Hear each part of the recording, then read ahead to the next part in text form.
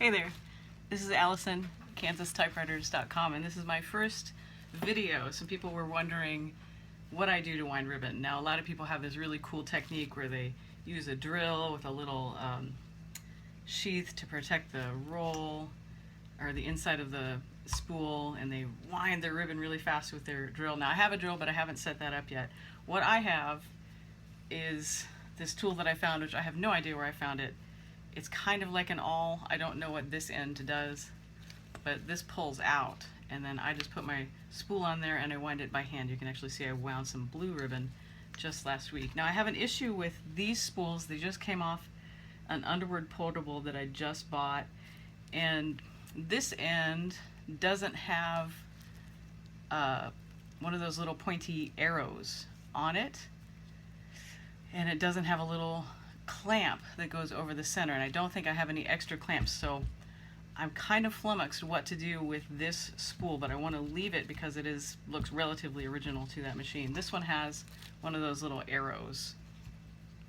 I did notice that on this end of this spool it had this little fish hook, and what I've been doing lately, which is kind of a pedestrian way to put a stop in your ribbons, I've just been tying a knot. I'm wondering if I can tie this piece onto my new ribbon and then click it onto the spool with that little fish hook, which is how it came originally. So this is a new one for me. You guys get to experience it with me. I'm going to start with the easy end, and I've got my wonderful spool of black and red ribbon. One of the issues that I have sometimes is the red ribbon gets a little bit coated with black ink, but it turns out when it types, it doesn't seem to cause a problem.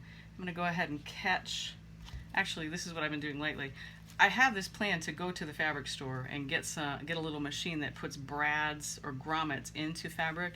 I haven't done that yet, so I've been really doing this terrible thing where I tie a knot in my ribbon and I make it even on both sides like that so that the red is continuous on the bottom, and then I connect that onto my little pointy arrow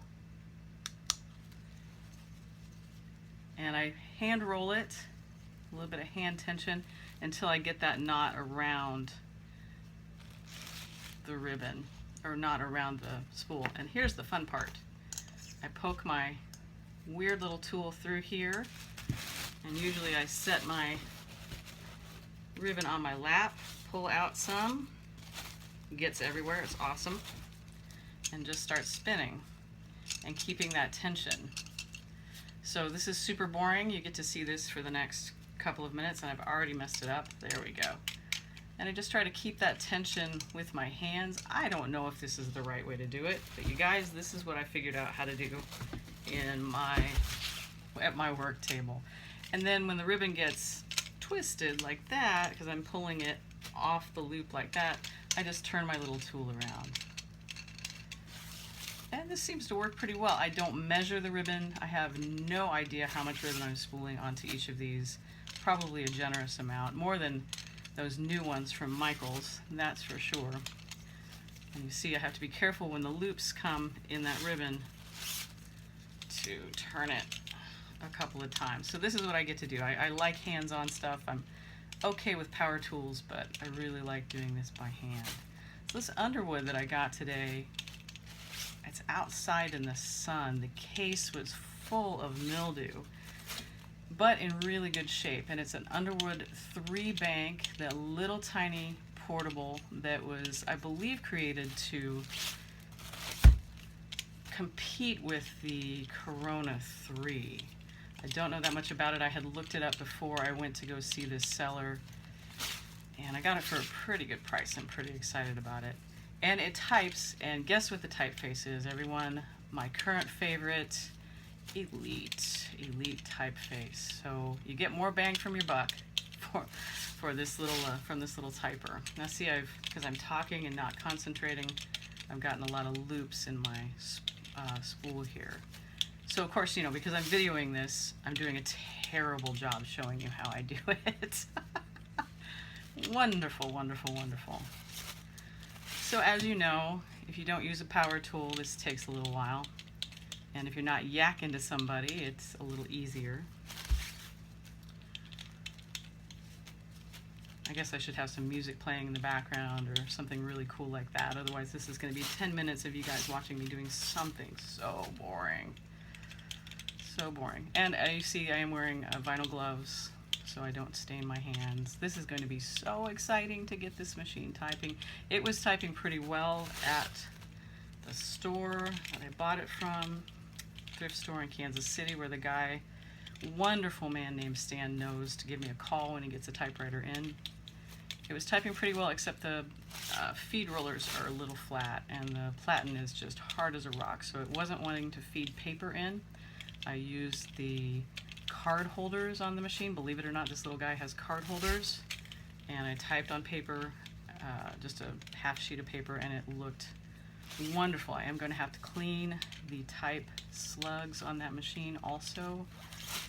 That one might be a mineral spirits job, because who knows, there might be 100 years of gunk stuck in those letters.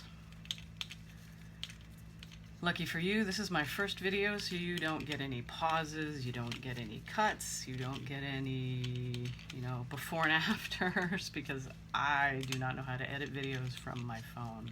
And you get this wonderful shot of, my chest. I hope you're enjoying that. Welcome to the typosphere. There are some gals in the typosphere. I am one of them. And after I'm pulling this ribbon out, you can see that there's no black stained on it. What I did is I put the red, did I put the red upward? No, I put the red down. Shockingly, I did it the other way. But as I'm pulling that ribbon out very carefully, I'm not getting as much black onto the red area.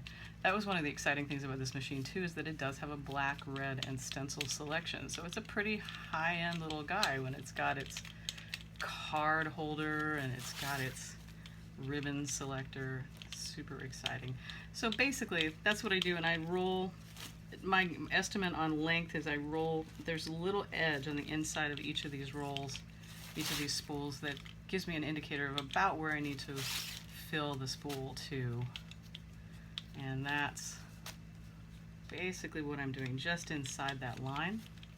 Now this might be heresy, I have no idea if it's the right amount, but for most of my machines it's been working great. And for most of my machines the knot technique has been working well, and I'm so cheap right now I don't even want to go invest in a grommet pressing machine, but I am going to go look later today when I pick up a couple more typewriters. Here at the end of August, when I don't have any money, there's been 4 typewriters come into my life, 3 of which I'm going to pick up. Yay, when it rains it pours. And I get to about the place where I want the the fullness I want, and then I just cut my ribbon, put it aside. And again, normally on a spool where I have a little tooth in here, I would just clip a little hole, connect, or I would tie a knot, clip a little hole, connect it, and roll it up and put it back on the machine. Today, however, since I had that little piece that has that little hook on it, I'm thinking I'm going to end up cutting that off and tying it to the end of my ribbon, because it'll only stay, it'll just stay around the spool. It's ugly, but if that's the way that this spool functions, that's what I'm going to have to do. So I won't show that to you. I just wanted to show you my fun little tool. I don't know where this came from. It's a little, like a hidden sort of awl. Not very good for cleaning type because it's too big, but that's what I use to roll spool ribbons. That's what I get to do. So all my mistakes and everything on my video, nice to see you. Thanks for watching.